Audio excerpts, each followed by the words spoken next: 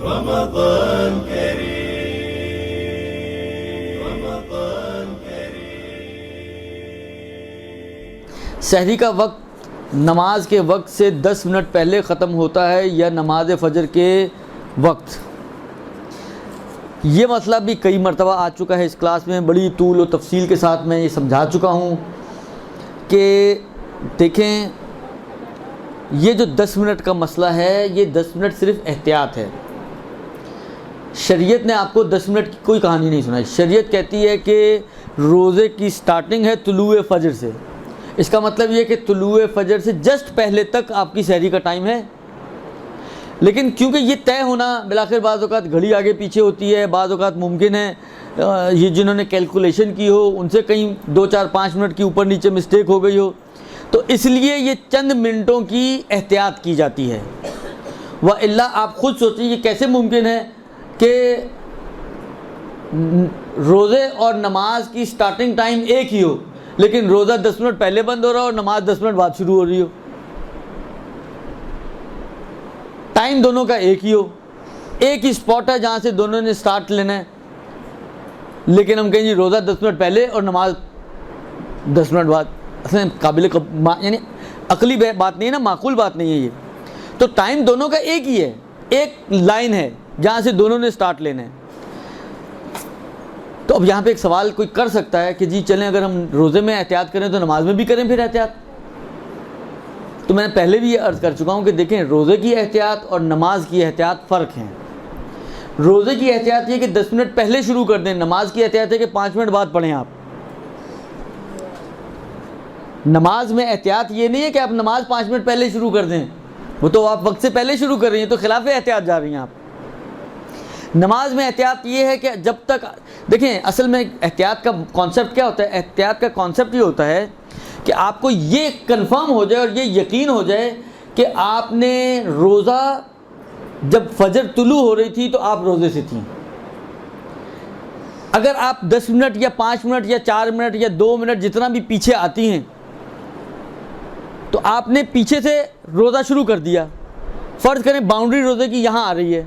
تو جب آپ یہاں سے سٹارٹ لے رہی ہیں تو آپ کو یقین ہو جائے گا یا نہیں ہو جائے گا کہ جب سٹارٹ ہوا تھا فجر آ رہی تھی تو میں روزے سے تھا؟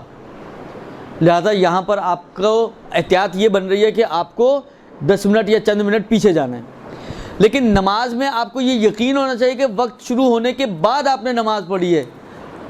تو اگر آپ پیچھے جائیں گی تو آپ تو وقت سے پہلے نماز پڑھ لیں گے۔ لہذا اس میں احتیاط یہ کہ آپ آگے کی طرف جائیں۔ ممکن ہے ہم جس باؤنڈری کو یہاں سمجھ رہے ہیں وہ یہاں نہ ہو بلکہ وہ یہاں ہو، تو اگر آپ نماز کو یہاں پہ شروع کریں گی تو آپ کو یقین ہو جائے گا کہ آپ نے وقت شروع ہونے کے بعد نماز کو سٹارٹ کیا ہے۔ بس دونوں میں احتیاط ہوتی ہے، لیکن دونوں کی احتیاط الگ الگ ہے۔ روزے کی احتیاط یہ کہ آپ چند منٹ پہلے بند کر دیں، نماز کی احتیاط یہ کہ آپ چند منٹ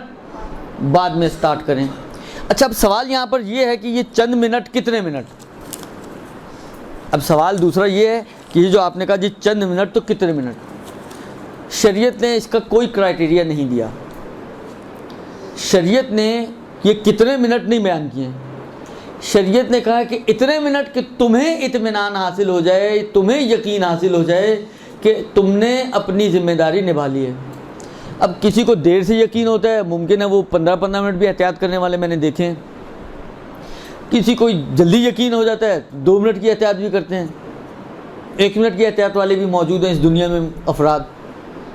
اور اتنے بے صبر افراد بھی موجود ہیں، ادھر اس نے اللہ اکبر کا تو فوراً کھجور منہ میں، ایسے لوگ بھی موجود ہیں۔